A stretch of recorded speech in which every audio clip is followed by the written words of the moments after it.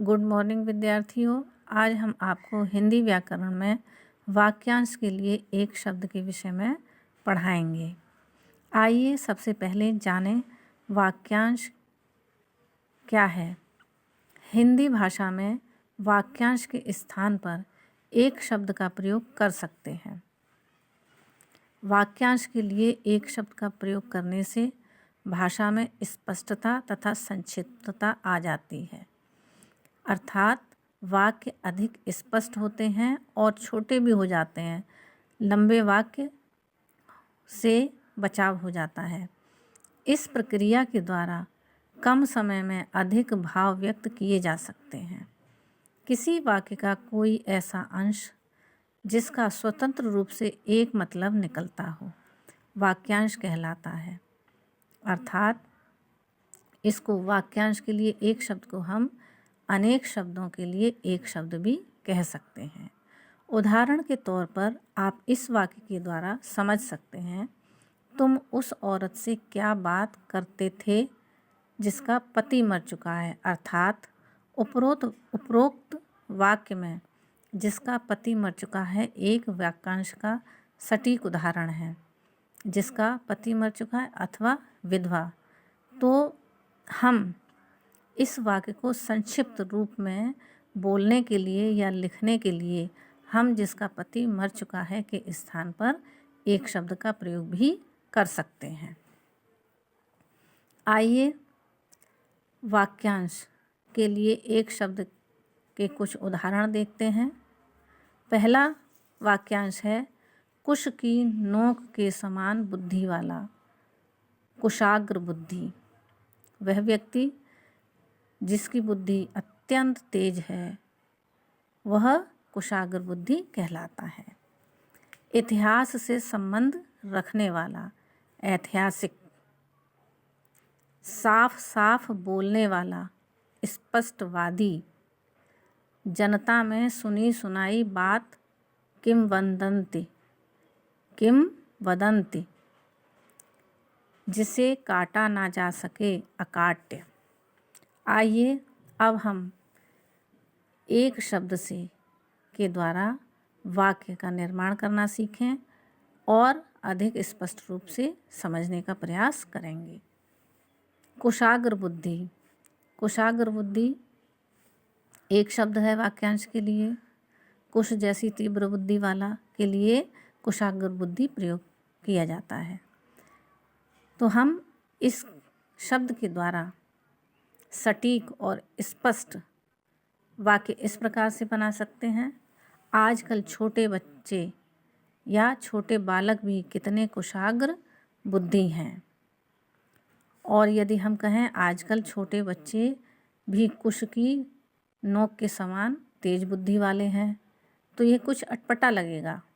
इसलिए हमने इसके स्थान पर कुशाग्र बुद्धि शब्द का प्रयोग किया, जो अधिक सहज स्पष्ट है।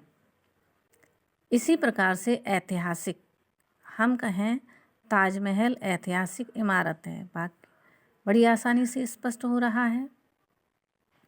और यदि हम कहें कि ताजमहल का संबंध इतिहास से है, इसके स्थान पर यदि हम कह रहे हैं कि ताजमहल ऐतिहासिक इमारत है, तो यह वाक्य अधिक स्पष्ट है और व्याकरण की दृष्टि से भी सही और शुद्ध है। स्पष्टवादी, मेरी माता स्पष्टवादी हैं। यह वाक्य अधिक स्पष्ट है।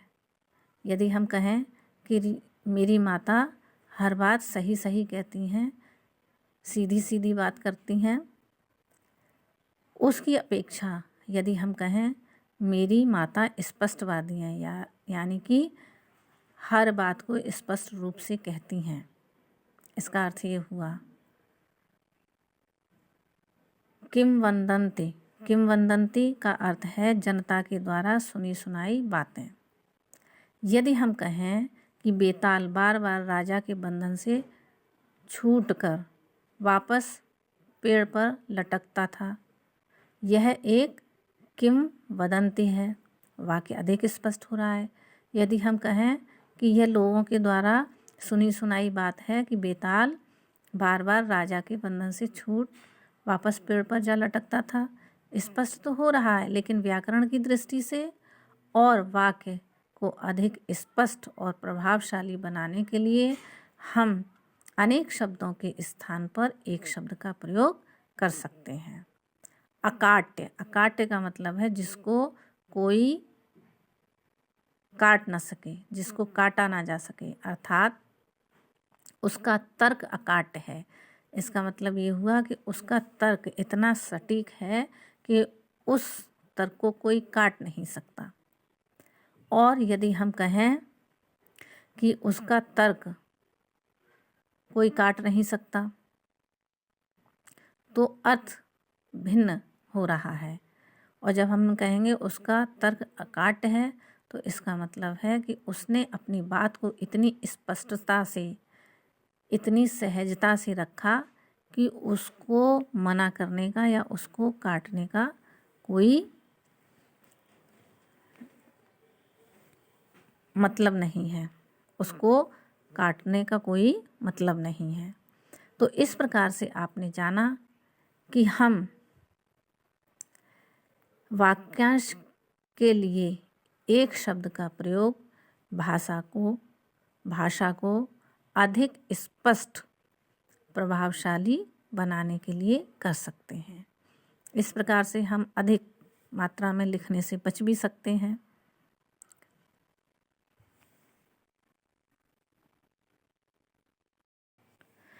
अब हम क्रिया विशेषण की पुनरावृत्ति करेंगे, रिवीजन करेंगे, क्योंकि डाउट क्लियरिंग सेशन में कुछ विद्यार्थी इसके बारे में बातचीत कर रहे थे। आइए एक बार फिर से हम इसको रिवाइज करते हैं।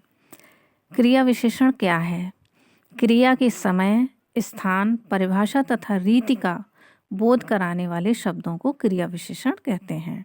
रीति माने ढंग। तुम इधर आओ, मैं प्रतिदिन पढ़ता हूँ, हाथी धीरे धीरे चलता है, वायुयान तेजी से उड़ता है। इन वाक्यों में दिए गए रंगीन शब्द क्रिया विशेषण हैं, क्योंकि ये क्रिया की विशेषता बता रहे हैं। आइए इसके बाद हम क्रिया विशेषण के 4 भेद पर आते हैं। क्रिया विशेषण के 4 भेद होते हैं। इससे पहले हम यह बात स्पष्ट करना चाहेंगे कि आपको क्रिया विशेषण की परिभाषा स्पष्ट हो गई। जैसा कि मैंने आपको डाउट क्लियरिंग क्लासरूम में एक्सप्लेन किया था कि क्रिया क्या है, कार्य को करना या होना क्रिया है, और विशेषण विशेषता बताने वाले शब्द। तो यहाँ पर क्रिया विशेषण शब्द से क्या स्पष्ट हो रहा है? क्रिया की विशेषता बताने वाले शब्द क्रिया विशेषण कहलाते हैं। क्रिया विशेषण के भेद कितने होते हैं? क्रिया विशेषण के 4 भेद होते हैं। कालवाचक क्रिया विशेषण, जैसा कि नाम से स्पष्ट हो रहा है, काल समय, जिन शब्दों के द्वारा काल या समय का बोध हो वे कालवाचक क्रिया विशेषण कहलाते हैं। स्थानवाचक क्रिया विशेषण, स्थान जगह या प्लेस, अर्थात स्थान का बोध कराने वाले शब्द स्थानवाचक क्रिया विशेषण कहलाते हैं। रीतिवाचक क्रिया विशेषण, रीति माने ढंग, मैनर, अर्थात जिन शब्दों से कार्य होने का ढंग पता चले वे रीतिवाचक क्रिया विशेषण कहलाता है। परिमाणवाचक क्रिया विशेषण, परिमाण माने होता है नाप या तौल, अर्थात किसी भी वस्तु की नाप या तौल का बोध कराने वाले शब्द परिमाणवाचक क्रिया विशेषण शब्द कहलाते हैं। आइए अब हम विस्तार से इनके विषय में जानें। कालवाचक क्रिया विशेषण, जिन शब्दों से क्रिया के समय का पता लगे उसे कालवाचक क्रिया विशेषण कहते हैं। जैसे पिताजी कल आगरा जाएंगे, अमन अभी अभी आया है, परीक्षा के समय विद्यार्थी रात भर पढ़ते हैं, वह देर से विद्यालय पहुंचा। इन वाक्यों में आपने देखा कल, अभी अभी, रात भर देर से शब्द क्रियाओं की समय संबंधी विशेषता बता रहे हैं, इसलिए ये सभी कालवाचक क्रिया विशेषण शब्द हैं। स्थानवाचक क्रिया विशेषण शब्द। स्थान, जिन शब्दों से क्रिया के स्थान का पता लगे उन्हें स्थानवाचक क्रिया विशेषण कहते हैं। जैसे पीछे मत जाओ, विद्यालय निकट ही है, तितली इधर उधर दौड़ रही है, बंदर पेड़ के ऊपर बैठा है। इन वाक्यों में पीछे, निकट, इधर उधर, ऊपर शब्द क्रिया के होने के स्थान का बोध करा रहे हैं, इसलिए ये स्थानवाचक क्रिया विशेषण शब्द हैं। अगला है रीतिवाचक क्रिया विशेषण। रीतिवाचक क्रिया विशेषण क्या है? जिन शब्दों से क्रिया की रीति या ढंग का पता लगे, मैनर का पता लगे, उन्हें रीतिवाचक क्रिया विशेषण कहते हैं। जैसे आज सुगंधा अवश्य आ जाएगी, मेरी बात ध्यानपूर्वक सुनो, शोभना झटपट काम करती है, चोर चुपके चुपके घर में घुस गए।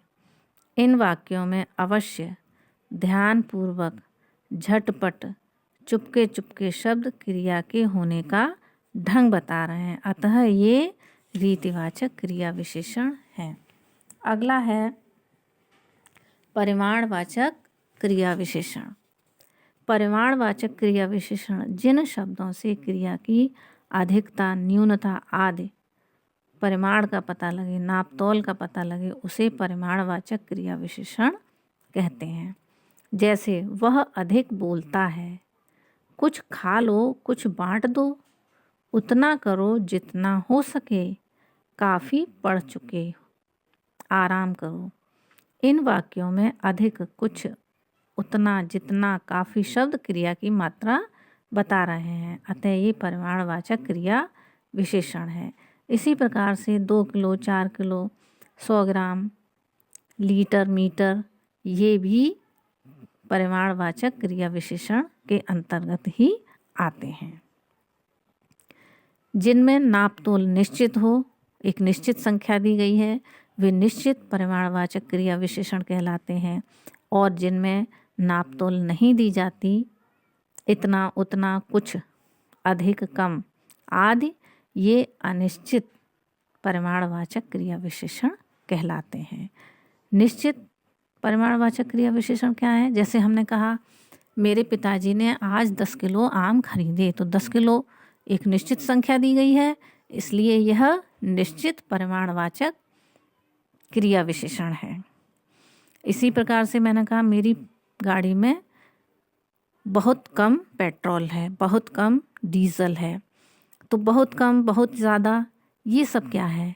ये अनिश्चित परिमाणवाचक क्रिया विशेषण है, क्योंकि इसमें कोई डेफिनेट संख्या नहीं है, निश्चित संख्या नहीं है।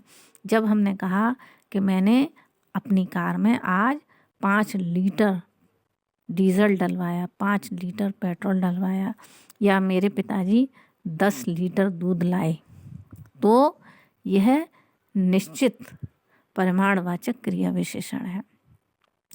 मुझे पूर्ण आशा है कि आप सभी को सारे अध्याय स्पष्ट हो गए होंगे, जिनके आधार पर आपको असाइनमेंट पूरे करने हैं, परीक्षा की तैयारी करनी है। समय समय पर आप अपने वीडियोस देखते रहिए, पढ़ते रहिए, रिटन वर्क करते रहिए, ताकि आपको अध्ययन में कोई असुविधा ना हो। धन्यवाद विद्यार्थियों।